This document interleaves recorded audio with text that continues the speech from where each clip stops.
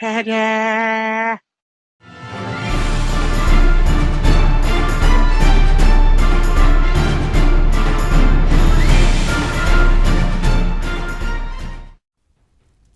Hello gamers, Matthew here from Grey Army Gaming in Lund, Sweden. For today's video, we will be playing Day 5 of Battle for the Borderlands.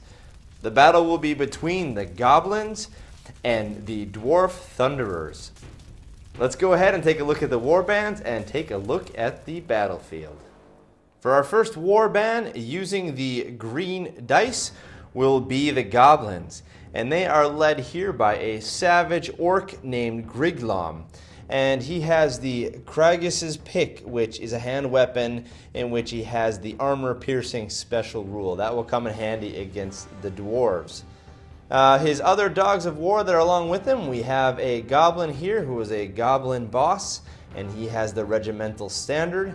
And then we also have a Goblin archer here as the last of the dogs of war, handcrafted ammo, and the wielder of this ammunition does not suffer the penalty to hit for firing a weapon at long range. So in addition to those guys, we also have 3 more archers over here, and we have a total of 13 more spearmen. For our second warband, we have the Dwarf Thunderers using the red dice today. They are led by our veteran Thunderer right here, whose name is Braigut Trueshoulder. Now he has the dashing cloak of heroic renown, which gives him a 5+ regeneration in addition to his armor. His other 2 dogs of war over here, we have another Thunderer who has also the handcrafted ammo, so no penalty for firing at long range. And over here we have the warrior who has the worn boots of unseemly haste, which gives him the swift stride special rule. In addition to these guys, we also have 5 more dwarf warriors, and they have great weapons and heavy armor for a 5+ save. Here is the board we will be playing on today. A densely covered area with lots of ruins, trees growing up through the middle of the ruins. And we have this sort of cobblestone road running around, 4 foot by 4 foot, lots of room to hide and run around and get some shots off. Okay, let's go ahead and roll for deployment. The dwarves are using the red and the goblins are using the green. So we will start out with the dwarves picking deployment and side. So here's the deployment now. Up on top we've got our 2 Thunderers. The one in the front has the cloak of protection. Back here we have the handcrafted ammo. Down below now we have our warriors right here lined up, ready to run through the middle perhaps, or even take around the edge. So that's where the dwarves have deployed. If you come over here now, we've got all of our goblins onto one side of the board here. We've got our 3 archers here up on top, and we've got our Savage Orc down there, regimental standard. Another handcrafted ammo guy right here. And here are all our spearmen. Hopefully, because we deployed second for the goblins, we will get the first turn. Otherwise, we were kind of sitting ducks for the shooting that's going to be coming from those Thunderers up there. So let's go ahead and roll and see who gets the first turn. On a 1 to 5 now, the goblins decide. And yes, the goblins will take the first turn. So game turn 1, goblins. Alright, we've got no charges to declare, so the first thing we want to do is try to get these guys out of the middle of the road here and get them towards some cover. So we will march them all up their 8-inch move, and there is their final position. In addition, let's move these archers. I really need to get them closer since they only have short bows. So let's move them ahead a little bit, and we'll march the rest of these guys, just moving the archers though so they can still fire this round. And so that is how that looks. We have our 3 archers here. Here's our archer with the handcrafted ammo, our standard, and our orc leader. Shooting phase. Now all of these guys are now within range of these guys. They're short bows. So let's start out just by going down the line and shooting one at a time at the lead guy. This guy, remember, does not have a penalty for long range. So here we go, long range and moving, hitting on a 6. Oh, we got it. Wound on a 5. No. Next one. Here we go. Hitting on a 6. No. Next one on a 6. No. And the last one on a 5. We got it. And we're wounding now on a 5. Yes! 5 up armor save. No, they didn't get it. So this guy right here is killed by one of the goblin archers. And as you can see here now, they are all within the 6-inch bubble, so they all need to take panic tests. Of course, leadership 9, so it's very likely they'll pass. Let's start here with this one, needing a 9. Got it? Second one, a 9. Yeah, insane courage. Let's do this one. That is an 8. This one right here, a 6, and our last one there. No, an 11. So he is going to turn around and run. How far is he going to go? He is going to go 7 inches. So 7 inches directly away from where his buddy was killed. We'll put him right over there. Well, there you go. A pretty effective first turn for the goblins, taking out one guy and getting another guy fleeing. Let's move on now to the dwarf, turn 1. Well, we don't have any charges to declare, so let's go ahead and do some compulsory moves, see if we can rally this guy. Here we go, needing a 9, and we got it. So he will turn around and join the fight again. Well, it feels like we're getting a little overwhelmed here by the onslaught of the goblins. Let's take these guys and march them through the building into the forest. And there's a little bird's eye view of their final position in the woods. Let's go ahead and roll for the woods and see what kind of woods it is. And it is 1. It's a normal wood, so no problems. They can be there without any consequences. Shooting phase, you can see now we have a line of sight from our 2 Thunderers right through that woods into that goblin unit there. We got a 24-inch range, so we are within range. All right, let's start with our handcrafted ammo here. We are long range, but we don't take the penalty for that, so we will be hitting now, not on a 2. Second, let's go with our leader here, and he will be hitting now on a 5. And we got it. Wounding on a 3. We got it. All right, that was huge. We're going to hit this guy right here, which means that all of these guys now are within 6 inches. They will need to take a panic test. Now, I was smart enough to keep them within 12 inches of the inspiring presence of their leader here and within their standard. So they have 7 with a possibility to reroll. So let's go through each one of these. 7 with a possibility to reroll. Here. Nope. And nope. Turn that one around. And we'll go through all of them individually off camera and show you how it looks afterwards. When everything is said and done now, you see we only have 4 goblins that are actually fleeing. Now that is not bad considering how it could have gone. You see now just how important it is to be close to your general and close to that banner for the re-rolls, especially when you have such low leadership like these goblins. Well, that brings us now to the end of the dwarf turn 1. So let's run over here now and turn us over to goblin turn 2. Charges to declare, we have got none. Let's go ahead now and try to rally these guys before we do our remaining moves. This one on a 7 with a reroll. Yes, so that one will turn around. This one on a 7 with a reroll. Yeah, good. This one right here on a 7, no reroll. Yeah, we got it. And the last one will be on a 5. No, excuse me, it was a 6, but they still didn't make it. So they will be fleeing how far? 10 inches. And 10 inches will take this one flying off the board. Remaining moves, let's go ahead and continue to march these guys, see if we can get them closer to the inside of the fortress there. So let's move them all their 8-inch march. And there's their final position. And we can also bring our leader up here. Let's actually put him inside of the gate of the window there. And we will bring our regimental standard and march him up as well. Actually, no, let's keep him outside so that we can maybe get a shot through the window. And there's their final position in the shadow. Next, let's move all 4 of these archers just slightly ahead so we can get a line of sight through that archway. And there's their final position. And when we come down to their line of sight, we can see that we indeed have a line of sight into the middle of that fortress, and we can see some of the dwarves there. Shooting phase. All right, let's have these 3 shoot at each one of those first 3 in there. Or we moved long range and soft cover, so we're going to be hitting on 7s.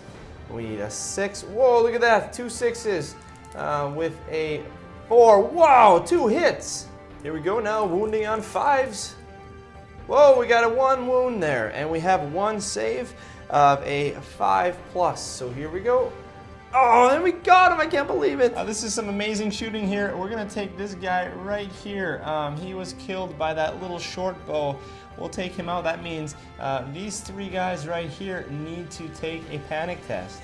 First guy here, leadership 9. He's fine. Second guy here, he is fine with a 3. And the last guy here, he is okay as well. Last shot here from our guy with the handcrafted ammo, hitting on a 6. No. That brings us to the end of the goblin turn. That was a pretty successful turn. We got some good shots off with those short bows. Well, let's go now to dwarfs turn 2. All right, dwarves, charges to declare. Let's go ahead and declare a charge here with our war dog, the guy with the hammer there, who is the warrior. He will come onto the first guy, and he will hold. The guy behind him will also charge onto the second guy. Or no, he'll charge the first guy as well, and he will hold. And let's see, we have a guy as well who has a line of sight through the window. Let's see if we can see that. There he is, and he will come crashing over through the window and charge into the first goblin right here, and he will also hold. First charge here with this guy with the hammer onto the first guy. 7 inches plus his 3. That will be no problem, so he will make it in.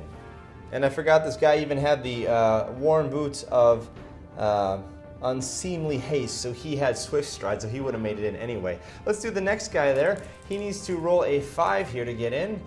Oh, and he rolls a 4. Oh. So failing ahead now 3 inches right there. And the last guy now coming through the window here, archway into that guy. Let's roll it out. We get a 3. Oh no, a 3 plus is 3 inches, 6 inches. Let's measure that. And yes, 6 inches will be just enough, so he will also get into combat. So now we have 2 combats there that we can take care of when we come to the combat phase. Remaining moves, let's go ahead and march this guy, this lonely guy who took off before. We'll put him right down there, try to come around the corner. Shooting phase, we still have these Thunderers up here, and they still have line of sight down onto those goblins, so let's take 2 shots, 1 from each of them. Let's start out with this guy with the handcrafted ammo. He is going to shoot down at this guy right here. He has a line of sight there, and he doesn't take a penalty for the long range, so let's go ahead and roll that out. Hitting on a 4, and wounding on a 3. Got it. So we have strength 4 and armor piercing, which means that this goblin over here is not going to be able to make a save. So this guy right here is down. That means we got to take panic tests for everybody within 6 inches. So once again, we are within range of our banner and our leader here. So basically, we just have to take leadership for 1, 2, 3, 4, 5 of them on rerollable 7s. And amazingly, none of them failed their panic test, so they are all going to stick around. Let's go ahead and get the other Thunderer up there. And this Thunderer now has a line of sight to that goblin right behind the combat there. So he will be shooting now, but he is at long range, and he will take a penalty for that. Hitting on 5s? No. All right, that's the end of the shooting phase. Let's run over here now and do a couple of these combats. We have 2 combats right here. And once again, it's important that we roll for our Ancestral Grudge now that we are in combat. That is a 3. And that 3 means now that we have, all of our guys have a hatred against the characters from the other side, and we will just consider the character in this case to be our Griglom Savage Orc. Let's start with this combat here. Because they have great weapons, the dwarves, the goblins will start. So the goblins, yes, hitting on a 5. Wounding now on a 5? No. Coming back, hitting on 3s? Yes. Extra strength because of Resolute, so now we are wounding on 2s. And yep, no save possible there. That guy is gone. Panic test for everybody around. 7, rerollable. No. Try again. No, so he will turn around and flee. Let's go ahead and do the rest of them and see how they end up. And only 2 guys are fleeing now, so they held pretty well, the rest of them. Last combat here. Wounding, hitting on 4s? No. And the dwarf coming back with his great weapon. And he's hitting on a 6, wounding on a 2. Yes, so he will also die because of the strength of the attack. Now all these guys already took panic tests during this round of combat, so they don't need to take them again. There you go. And I actually forgot that these guys can go ahead and continue to overrun. So let's go ahead and do that now. Let's start with the first guy over there. He'll overrun 8 inches. That will bring him crashing into that combat. And the next guy overruns by how much? 10 inches, so he will also go straight ahead, crashing into that guy. So a pretty destructive round for the dwarves, wiping out quite a few guys. Let's go over here now and flip it over to game turn 3, and we now have the goblins. Charges to declare. Let's go ahead and charge here, which will indeed work. I just get it in place there. All right, there we are. Next, we will have our Savage Orc in here who has Frenzy. He has to charge now at the nearest enemy, and he will charge here. Let's go ahead and roll this off. 8 inches, no problem. And there's how that will look now inside of the building. And there's another view of that combat from outside of the building. Compulsory moves, let's rally these guys. 7 with a reroll, no problem. Turn him around. This guy over here, 6, no reroll, and he also gets it. Wow, these guys have really been rallying well today. Remaining moves, let's go ahead and march all of these guys up towards the fight. And there are their final positions. Let's also move these guys there 4 inches, bring them over here so they have a better line of sight, a better shot at that guy over there. And there's their final position there. And lastly, let's march our battle standard bearer up through that gate into the tree area in the middle. And there's his final position. Shooting phase, let's have these 3 guys shoot up here. We are long range moving, hitting on 6s. Nothing. And our guy back here, no penalty for long range, hitting on a 5, so there's nothing there. Combat phase, let's run over here to these combats. Let's start out with the 2 goblins who have a higher initiative because of the great weapons, and they are both hitting. Wounding on a 5, 2 wounds. All right, we need to make 2 5+ saves here. No, so that guy is down. Look at that. These goblins are cleaning up. And let's go ahead and overrun here. Yeah, 6 inches will bring this one up into the corner there. So that one will still be in combat. The other one will overrun 11 inches. And 11 inches brings him all the way in there. And he'll have the ability to charge into that other combat inside there. Okay, because we clipped this guy now, and we haven't played that combat out. Now we still get 2 guys to attack here, so we can go ahead and roll out 2, and we have no hits. Coming back, wounding on a 3, and we will be, wounding on a 2. So yeah, 1 guy is gone. And now we won combat by 1 there, so that means we drop these guys down to a 6 with a re-roll. So leadership 6 with a re-roll. Here we go. Got it. And now for this combat in here, if we can get in there, we have our Savage Orc who charge. He has higher initiative. He has Frenzy, which means he gets an extra attack. He also has Choppas, which gives him extra strength. So let's go ahead and roll out 2 attacks. And he is hitting on 4, nothing happens. And coming back now, we have Hatred against him, so we need to hit on a 3. We got it. And great weapons, wounding on a 3. Got it. 6+ ward. No, so he goes down to 1 wound. Combat resolution now, the dwarf 1 by 1, which drops his leadership down to 6, but he has 6 re-rollable 6. So here we go. And a 5, he sticks around.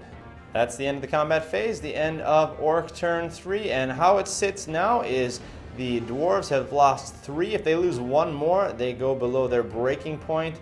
The goblins still have 4 more to go before they hit their breaking point. So it looks like the goblins are actually doing okay here. Let's run over here and go to turn number 3 for the dwarves. Charges to declare. We don't have a whole lot of options, but let's go into here into that Savage Orc. A 5. Let's see if we make it with an 8. And we do indeed make it in with an 8, so there is that combat. And these Thunderers are still able to fire down. They both have lines of sight. This guy has a line of sight directly down onto that goblin. And this guy over here has a line of sight over onto that goblin as well. Let's take a shot at both of them. First, the one on the right here, hitting on 4s. Let's go ahead and roll that out. And we got it. Wounding on a 3. Got it. Strength 4 armor piercing. This guy is taken off, which means once again these guys need to take panic tests. In this case, only this guy has the 7 rerollable, so let's do that right now. He is fine. This guy is down to a 6, but he gets it with a 3, and the last guy gets it with a 4. Now for the Thunder on the left, hitting on 5s. No, that's a 4. This combat here, no. We are hitting on a 4. Yes, wounding on a 5. No. Coming back on a 5. Excuse me, a 3. Yes, and wounding now on a 2 because of the great weapon. Yeah, this guy is done. Panic test here. No problem. And the last combat in here. Let's go ahead and play this one out. Savage Orc still frenzied, so 2 attacks here, hitting on 4s. Nothing. Coming back, Dwarves hitting on 3s. And we have one of them with Hatred. 2 hits. Wounding on 3s.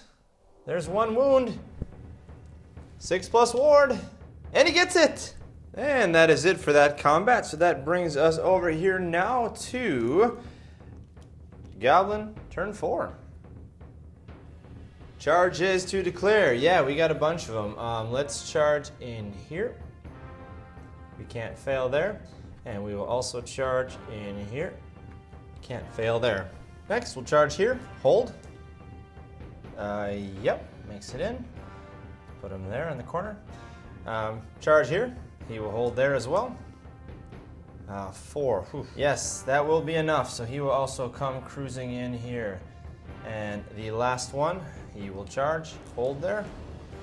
5. Oof, that will not be enough. So he will fall forward 4 inches. But let's do this guy as well. Why not? Let's give him a long bomb.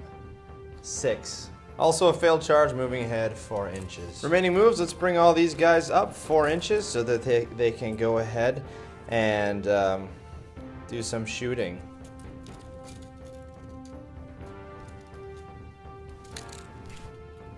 Shooting phase, let's take 2 shots from these guys up to that first Thunder right there. Long range and move, hitting on 6s. Nothing.